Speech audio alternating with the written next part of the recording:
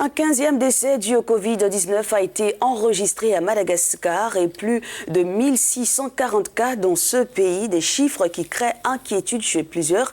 Et dans la région Analamanga, c'est Madagascar Tribune qui nous l'apprend, plus d'une centaine de cas ont été répertoriés. En seulement quelques jours, cette région, écrit le quotidien, pourrait devenir le nouveau foyer du Covid-19. Et si le virus avance, la population, elle, est livrée à elle-même, car, indique le journal, les chiffres grimpent et s'opposent même à l'optimisme des autorités. Conséquence, l'inquiétude monte et cette recrudescence des cas, explique le journal malgache, est liée au déconfinement et au relâchement de la population à Antananarivo, et la crise va en s'aggravant. Les autorités semblent dépassées et ont du mal à prendre des décisions concrètes. Et en attendant, le coronavirus avance et tue, défiant même les scientifiques et mettant à des rudes épreuves les chercheurs, y compris ceux qui affirment avoir trouvé le remède miracle.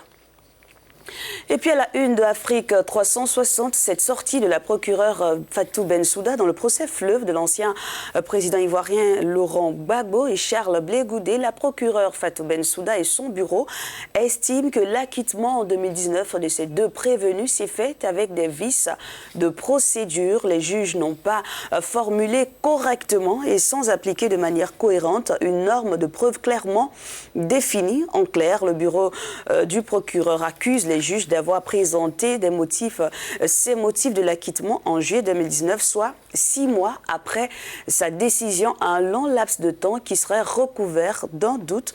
Les juges de la Chambre d'appel décideront si un procès en appel doit avoir lieu.